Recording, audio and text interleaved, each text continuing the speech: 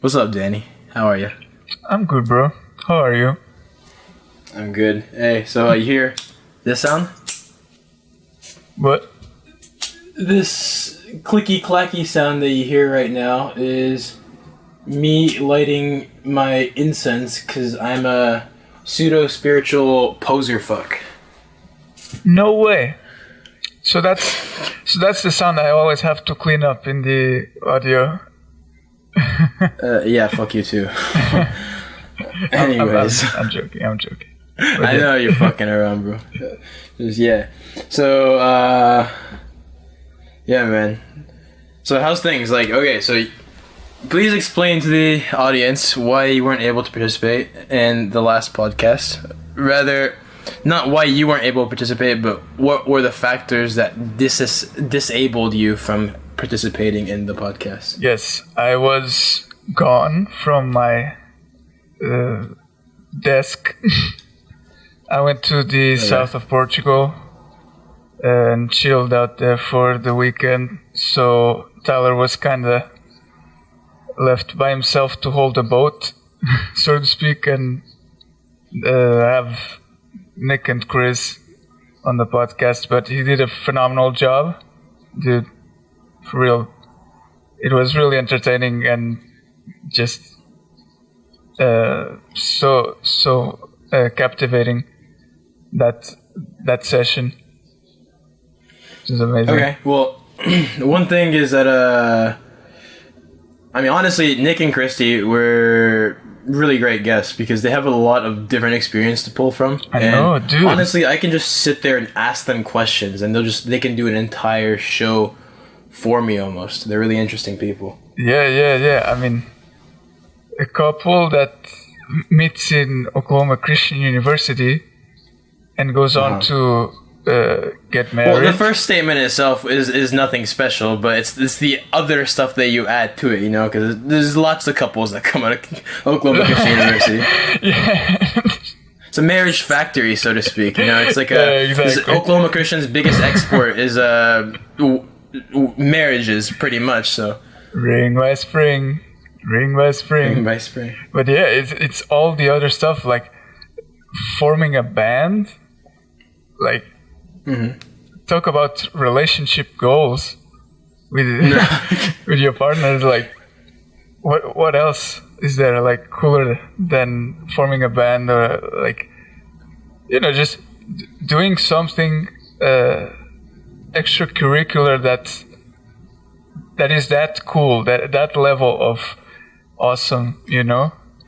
I mean, yeah, the whole rock band thing is really cool. What makes it even cooler for me, in my opinion, is the fact that it was a rock band that was on a Christian campus. And keep in mind, this is a fucking Christian campus where you're not allowed to dance because it's against the fucking Bible, or like the church law of the certain sect of Christianity of Oklahoma Christian, right? And then you're making a fucking rock band on the campus, which is like, and they don't let you use instruments for worship, right? Yep. And then there you are, fucking worshiping the devil on Oklahoma Christian campus, like using like guitars and drums and shit. Nick and like, I remember at one point Nick had left his drum set in the Oklahoma Christian music department in one of the rooms, and he just fucking left it there because he'd just go there and practice all the time. It was interesting. Mm-hmm. Yeah. I used to go in the, well, I think you did too at some point, right? Go to the piano rooms and practice. Oh, fuck, dude. The fucking piano classes are brutal, man. I bet. Dude, pianos are...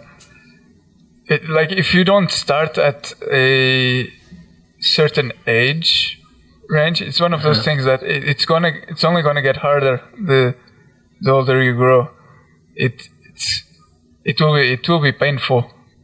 Like, because I remember going in there and just I could only play like chords. I couldn't like go any further than you could play chords. I could play chords like.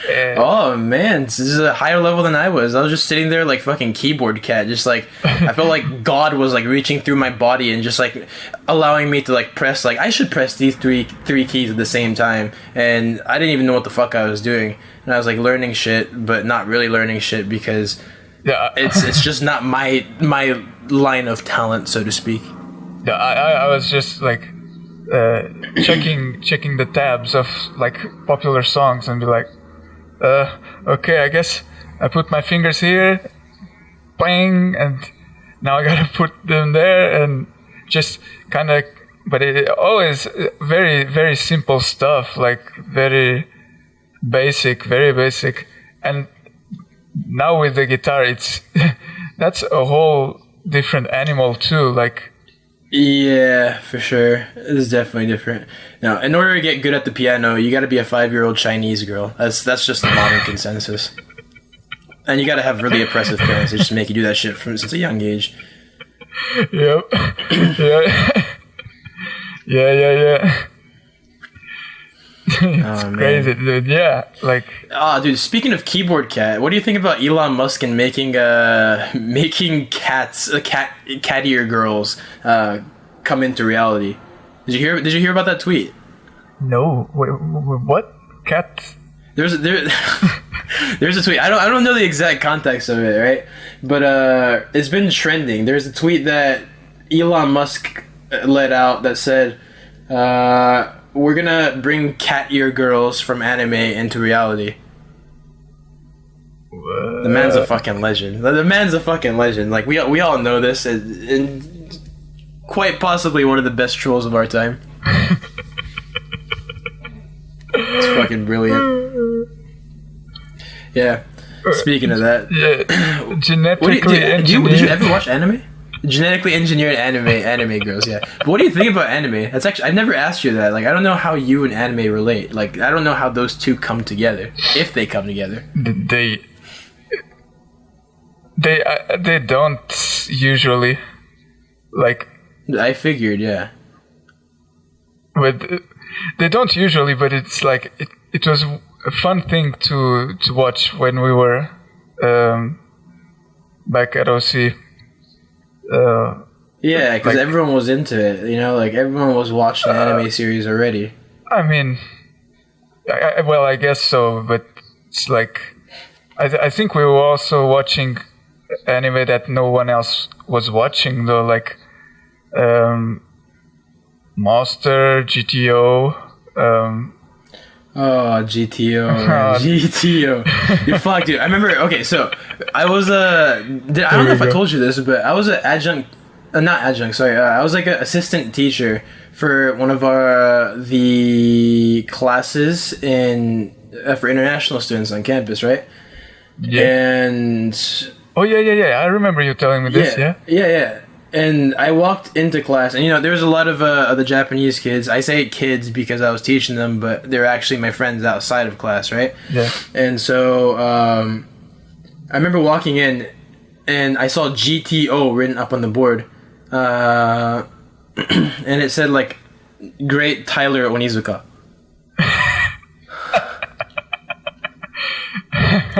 It was fucking hilarious. They paralleled me with GTO, which I thought was really funny. Yeah, for those who don't know and are listening, GTO stands for Great Teacher Onizuka.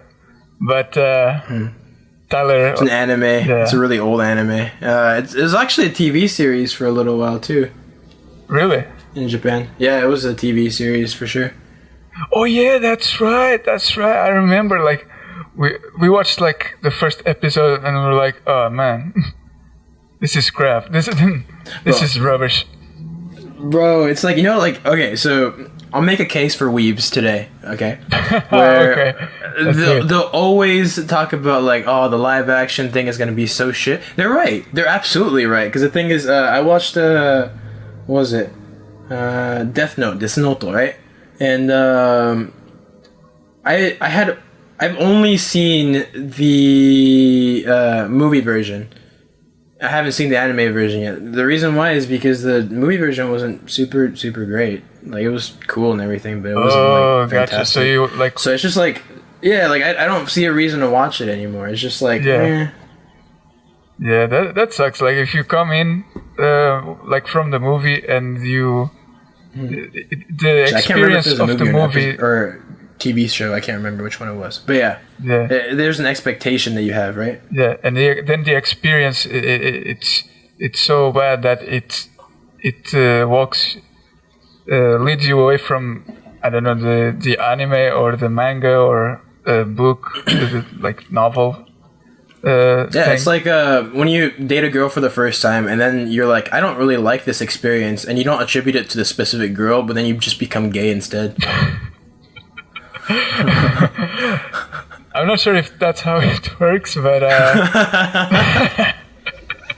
That's definitely not how it works. But it's a really funny imagination that coffee led me to. oh, gotcha. Speaking of gay,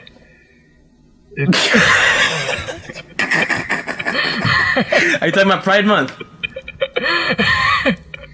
yep. Oh my god. Right. I thought it would be a nice It's a transition. whole big old thing here. It's a big old thing here, dude. I bet. Like San Fran.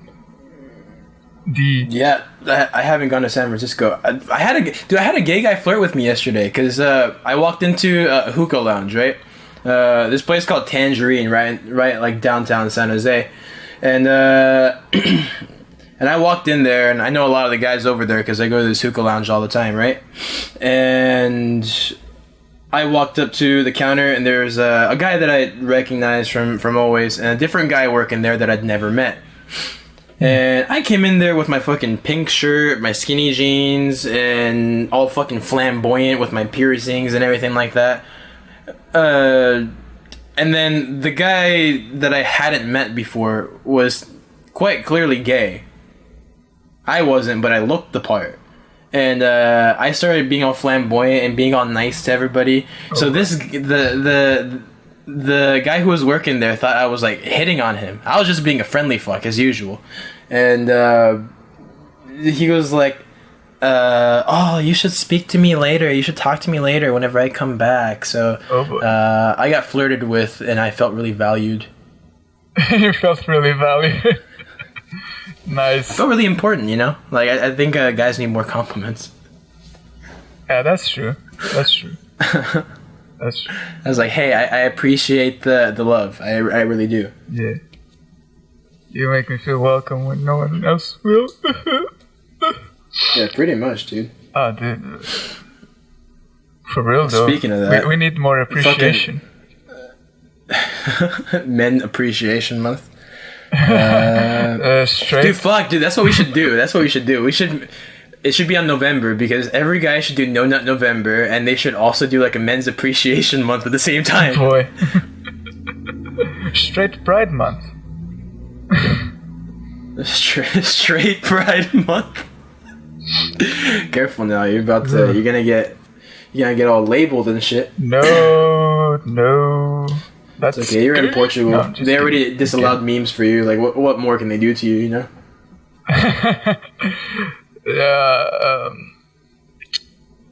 Yeah, that's a fucked up thing, man. Why are they banning memes in Europe? That's so stupid. It's like is it about the images? Is it like the message that it's sending? Is it both? I think it's just a fundamental disregard and disrespect of freedom of speech. That's what I see. Because memes are a very easy and pictographic way of describing a more complicated subject. I mean, and I will admit it is kind of rudimentary at times, but it's kind of the meta of how communication, how jokes go in a more concrete form, right? Like it's like a concrete joke is what it is. It's in a picturesque form. Well, whenever you start using that, people with ill intentions or jokes that some people might take way too personally, those will go around and they'll like piss off a lot of people, and the people that get pissed off will complain about it. And then once they complain about it, then that becomes the majority opinion of whatever area of where people are complaining about it, and then there's no choice but to disallow memes to happen because offending a certain demographic of people, which I think is fucking dumb. Because it's the medium that is getting punished instead of the perpetrators of the abuse of the medium. You know what I'm saying? Yeah, for sure. Like an unplaced, an unwanted and unwarranted joke. Yeah. If you make one, you should tell them that was kind of fucked up. Maybe you shouldn't do that. Didn't like that very much. You should say that, but you shouldn't fucking ban the entire thing just because like some fucker came and like drank too much alcohol and then like he accidentally bumped into your shoulder. You're not gonna think like, oh, fucking gotta ban alcohol. Fucking tried that in the U.S. like what 100 years ago. See how that went. Oof. Yeah. There's gonna be fucking speakeasies for memes where they like do like a meme underground over in Europe now. Oh, for sure. Fucking, I can see people like printing memes and then out in the middle of the night they're posting it on people's doors, like the fucking 95 Theses of Martin Luther. And they're just in the form of 95 memes instead. It's the meme reformation. The meme reformation, the second coming of the meme Jesus. Boy. Yep. Dude. Bring back Pepe the Frog. I think that guy sued Infowars. I think Alex Jones. Yeah. Like and won, and he won. He sued who? Huh? Who did he sue? Yeah, like what happened? Like did someone sue him? No. The creator of Pepe the Frog. Oh, the creator of Pepe the Frog sued Alex Jones for a misusage of it. Yep. Hey, I mean, it's copyrighted by the guy who created Pepe the Frog, and if he doesn't want it to be used in a specific way, I think that's fine. I mean, that's how copyright law lays itself out. True. And to be quite honest, like, like I understand that like a lot of people use Pepe the Frog, and some people might even use it in the worst way than Alex Jones. But Alex Jones is a lot more influential, and influence does equal image, right? Because the thing is, because if you have influence, you have the opportunity and the ability to reshape people's images of a specific person or a specific organization, an entity, right? And if Alex Jones is something that he doesn't want Pepe the Frog to be associated with, well, I think he has complete right to be able to, bring a lawsuit. And if he won, I don't think that's necessarily a bad thing. Although it is, I could see why people would also think the opposite of that, saying like, hey, you should let Alex Jones use Pepe the Frog however the hell you want. Yeah, you speak of influence. Does Alex Jones still have that much influence since he's been like banned from all sorts of social media and stuff, YouTube and his channel, at least, I think. Yeah, it's like in the case of here. The difference between Trump and Alex Jones in terms of their paths is the similarity first is that they both kind of flourished on negative press because no press is bad press, right? Okay. They both flourished on bad press. In the case of Trump, he made it to the president of the United States, right? Because I don't necessarily support the guy, but he did use negative press to his advantage, and that's pretty much that's like the biggest contributor to how he made it to the to be president. But in the case of Alex Jones, the negative press kind of made people way too vigilant, and he wasn't able to capitalize on it. Well, he did capitalize on it, but I think that eventually what ended up happening was it led to his downfall because people were way too vigilant. People didn't support him. The message that he was trying to give out was something that was not as appreciated overall. And I think that negative press kind of ended up caving in on him, if that makes sense. Yeah, it turned on him for sure, I think. Yeah. Because, I mean, maybe if he had run for presidency, it would have turned out differently, but yeah. Oh, come on, man. Dude, fucking, we're gonna have the first frog president. It's like, oh, the waters are turning the frogs gay. Like, you know, like, what, like... Did you see the Joe Rogan podcast part where he's like, listen, I'm kind of retarded. Did you hear that part? Yeah. Oh my god, fucking Rogan fell out of his fucking chair. It was so funny. It was so funny. Like, and that's not supposed to be like a jab at like anyone with like mental problems or anything. It's really fucking funny the way he said it. No, for sure, yeah. Especially with his like fucking his burly, beefy Alex Jones voice. Yeah, you know? It's like staring at the bottom of your soul, like. Well, you know. The guy's kind of insane, though. He's like, I want my genetics to go to Alpha Centaurian. I'm pro-humanity. It's like, so am I, but I'm... Well, it's a little different expression of it. Like, given all the conspiracy theories that the guy goes on about and stuff, like... I have friends that are into it, too. Oh, for sure. I think we both know people that are into it.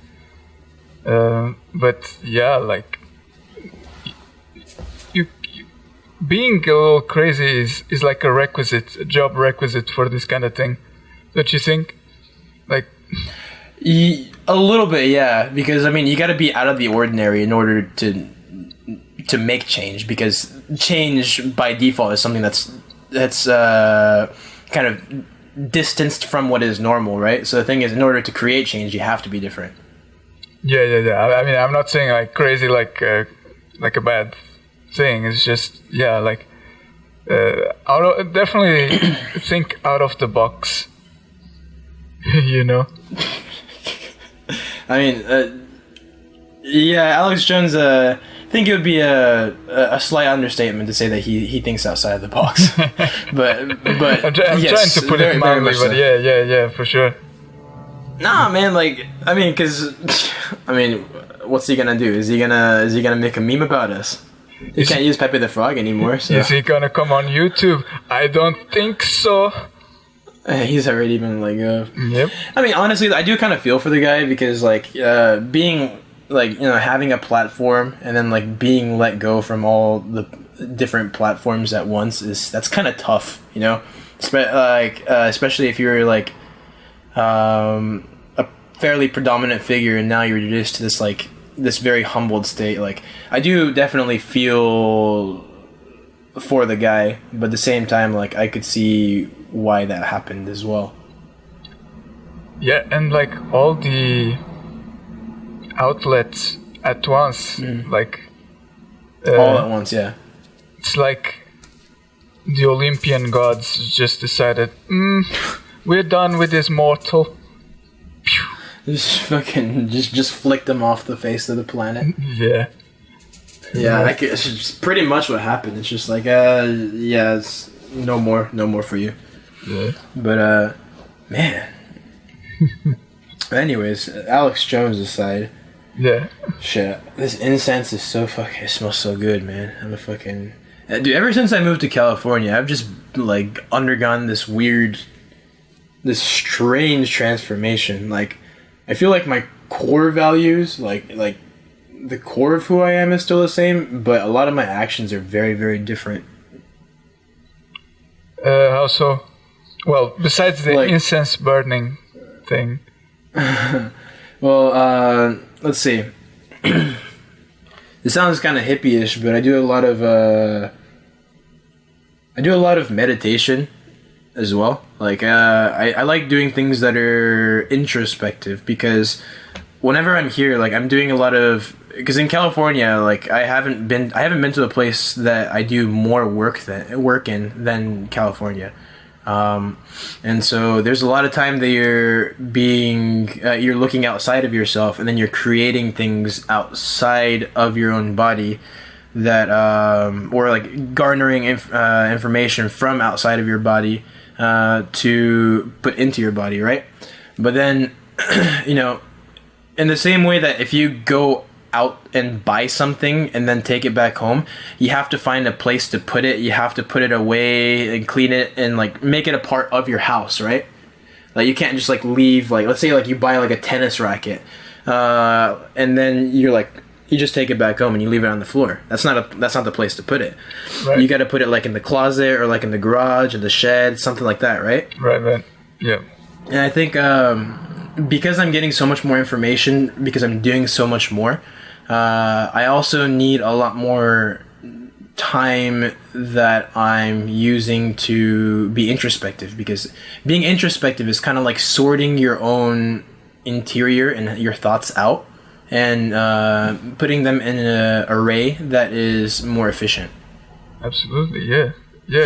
And my behaviors have kind of changed in that sense, where I spend a lot more time now on trying to put away the things that I'm learning into the proper categories or in the proper areas in my head, and that in turn makes me a lot more efficient, I think. Mm-hmm. Yeah, same here. Like, I think we all need a little time to gather our thoughts and just set them up nicely in our own minds, you know.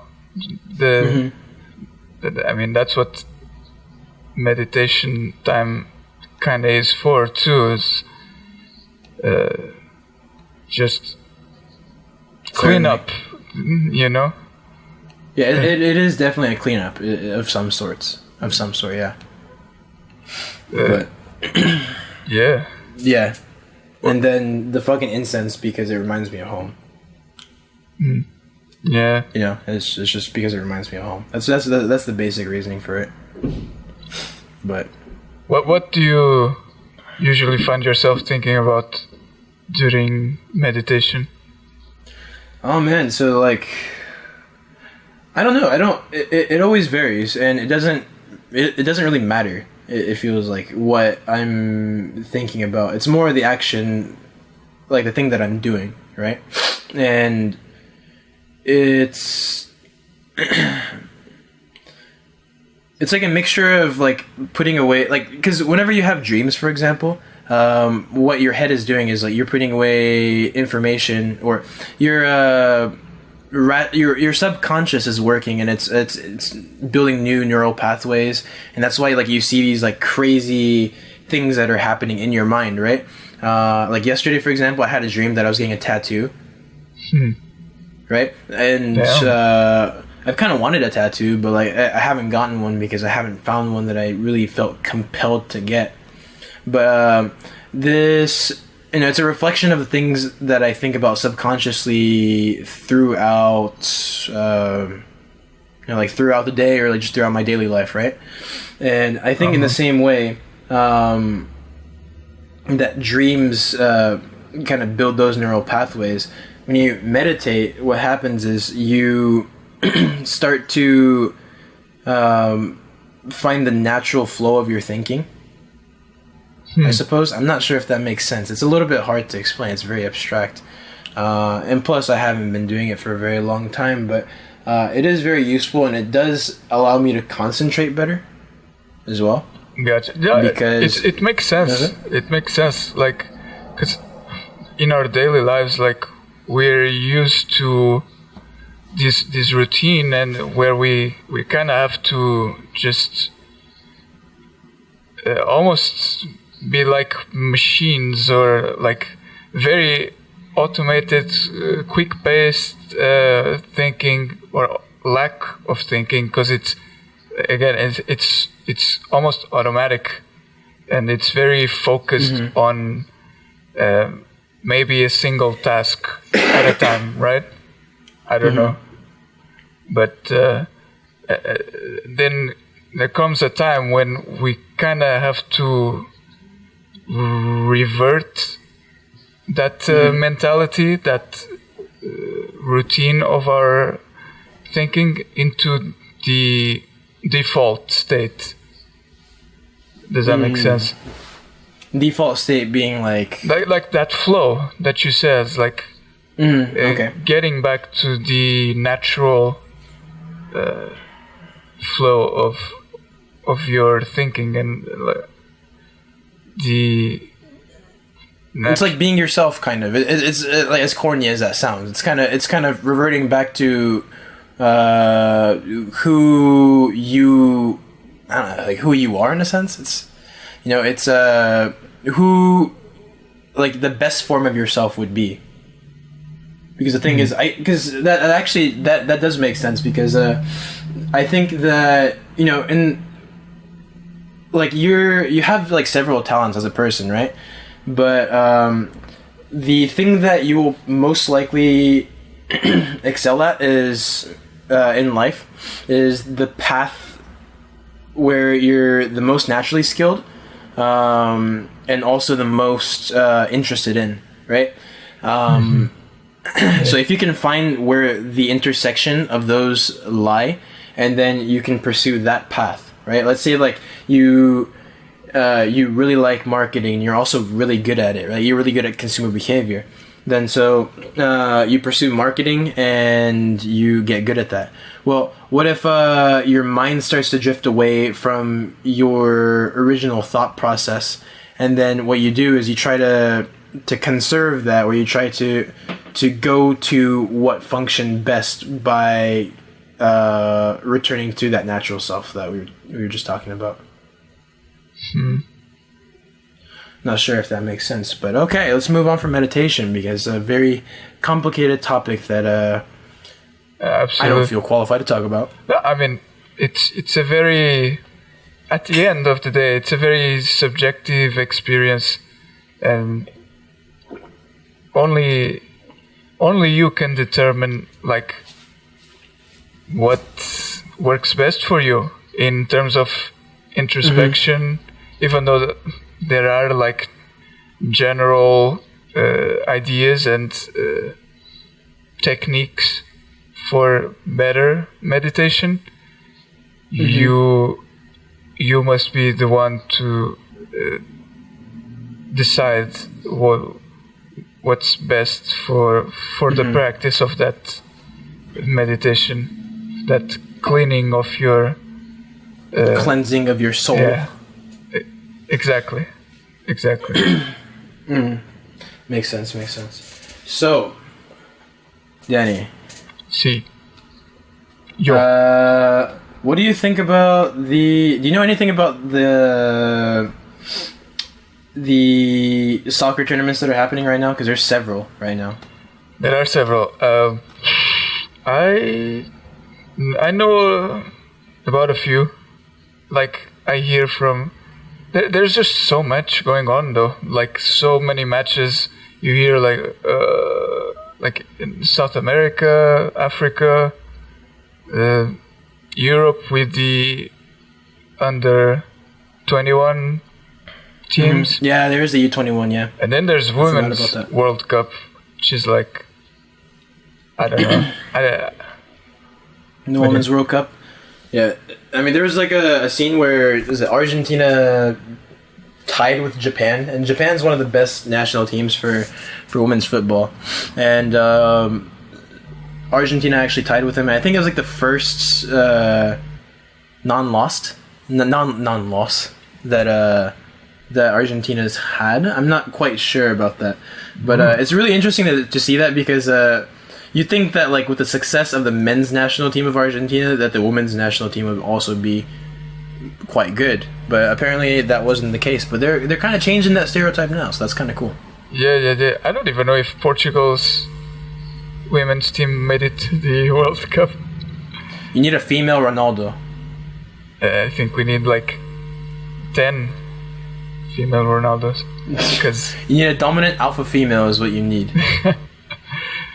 Yeah, bro. Like, that's the whole US team, though. They're all like fucking alpha. Oh my god. Yeah. Fucking carnivorous. Absolutely. Who was it? What was the US national team? Like the women's team? Like the really Alex Morgan? Was that her name? Yep. Yeah. Alex Morgan. Oh, dude, fuck, dude, she's so good. Yeah, she scored like 5 goals in a single game against Thailand. Oh, dude, let's not talk about that one. Let's not talk about that game, dude. Okay. Dude, but we have to, but we shouldn't. But, dude, no. You tell him about it, you tell him about it. Oh, bro, it's just things that happen in soccer, man. The US beat Thailand 13-0. Yeah, that's a lot of goals. Damn. Dude, what the fuck? I'm not gonna be able to get my green curry down the road anymore, dude. They're all gonna move back home because they're mad, dude. Fuck, man. I love fucking Thai curry too, dude. Shit. And then the Copa America is happening right now. Did you see Brazil versus Peru? I saw the highlights. Yeah, dude. 5-0. Poor Isra. No, just kidding. Oh shit, dude! Fucking. Did we ever talk about Israel and like him being the one that made the logo? I think so, but it doesn't hurt to tell it again. Yeah. So. No, we talked about him and like he will find you, but like that was before he actually made the logo for us. Yes, right? Yeah. Yeah. So in the first podcast, if you guys actually remember, we talked about Israel, which is a mutual friend of ours, and he's a graphic designer, and he made a logo for us, and that is the logo that we are currently using for the Broklahomies podcast. His Instagram page is actually quite sick. Like he has like nearly 10K following like on Instagram right now. He's doing really, really good. Mm-hmm. So his Instagram handle I believe is at isra.design. So at isra.design is really fucking good. He's doing a challenge right now where he's doing a logo per day for 365 days. Yeah, that's crazy. Very impressive. One per day, like that's really hard, man. Yeah, I guess a logo a day keeps the unemployment away, right? That's right. Yeah, we'll have that handle down below in the description, and go check out his delicious logos. Oh yeah, just so good. I feel like we're complimenting our own logo now. It's dope. Mm-hmm. I mean, I love it. I think it really captures the essence of Broklahomies. Cool. Speaking of which, dude, okay. So, I'm not sure if I told you this, but I started a new diet. I started the keto diet.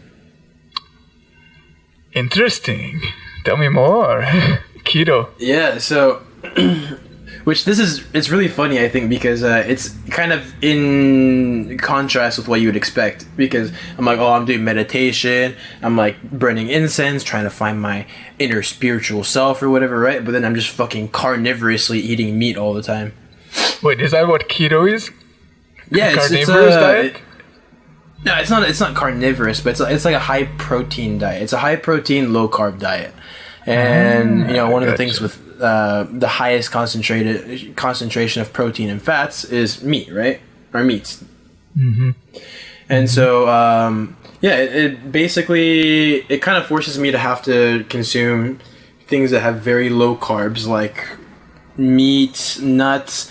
My dad was telling me about broccoli because he did keto, and I think he dropped 50 pounds or something ridiculous like that. I can't remember the exact numbers, but he dropped quite a bit of weight doing it, and I've known a lot of people that have had a lot of success in their life doing the keto diet. Yeah. Now, my dad too. Mm-hmm. Yeah, lost quite a bit of weight.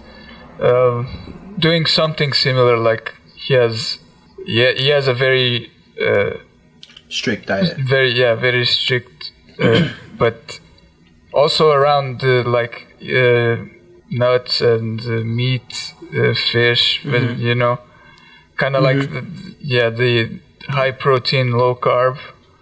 He's not he's not like allergic to like you. You're gluten free, right? But Yeah, I have a problem with gluten. Yeah. yeah, like he's not like that, but he did cut away on like bread and rice and like really high carb food, and he Definitely. dropped like 12 kilos. Like 12 kilos. That's quite a bit. Yeah. 12 kilos would be about like 25, 26 pounds. Yeah, maybe a little more even. Between 25 and 30 pounds. Yeah. It's crazy. Yeah, dude. And like what kind of, so he's doing like a low carb diet or something along those lines, or what? Oh yeah. Like a healthier carb, like sweet potato. I see. Instead of regular potato. I see. Like brown rice instead of white rice, that kind of thing. Yeah. I gotcha. Yeah. Okay, so, yeah, but like for me, it's like, okay, so Danny, you remember what I look like, more or less, right? Like my entire figure. Like I'm not a big dude, right? And yeah, even now, I'm definitely not like overweight by any means. But the thing is, my motivation for doing the keto diet is not necessarily to lose weight. Although, like, if I can shed off some fat and then get a little bit more toned, I'm not complaining.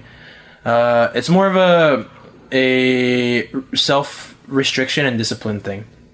That's my bigger motivation for it, is because I want to know that I can discipline myself and that I can limit myself to do whatever I need to do, and that I won't turn away from it and just give up. So I started, like I told you, I just started, right? So I started like 2 days ago, and my end date for this is going to be the 8th. No, I said 2 days ago, but it's been 5 days already. Holy shit. So it's going to be like, it should be the 18th of August. And when that day comes, I'm going to make the decision whether or not to keep going with that diet, with the keto diet. And I don't know, it's like I did a low carb diet before this, which was very successful, by the way. I lost, because I had gained a little bit of weight before, when I came to California. Surprise, surprise. And I did a low carb diet, and I lost 9 pounds in about, like a month, right? Which is pretty good. And I just kept restricting myself and giving me like less options of what to eat, little by little, right? Because I already had the gluten thing that like restricted my diet. I was like, oh fuck, I feel like shit eating gluten, so stopped eating gluten. And then I was like, oh, like I'm always eating sugar stuff, and I think this kind of making me bloated. So I cut out most sugar, like at that point, like not all sugar, but most sugar. And then I was like, damn, I'm eating too many carbohydrates. I'm eating like tacos, the corn tortillas, and then like pho and stuff like that. So I cut out that, and then I started just cutting out things little by little, and I'm just kind of coming to this point where I'm cutting out as much as I can, little by little, and seeing what the best diet for me is. Yeah, I think. Like at the end of the day, only we can tell like what is actually doing good for us and what is hurting us. So the way you tell it is like you just been self-diagnosing yourself and cutting on. Kind of, yeah. all sorts of types. It's not like of I have food. any fucking insurance, anyways. Yeah, I have like the base level insurance that allows me to not get in trouble for not having insurance. That's literally my insurance plan. Yeah. I'm 23 and I'm not gonna get fucking hurt. Well, I might now that I said this, right? Fucking, but yeah, I'm taking a risk because I need the money. So I have an insurance plan that covers that. It's like what, like $6 a month or something like that, something ridiculous, just so that I don't get the fucking weird tax for not having insurance. Yeah, I feel you, bro. I feel you. And Insurance is a tricky business, man. Like, yeah, definitely, dude. Especially in the U.S., man, it's weird. yeah, you see that documentary on health insurance companies, how they like decide they're not gonna cover your expenses. No, but we should. That's something that we should probably link because American health insurance is a little sketchy. Okay. Apparently, like, some companies have like a quota.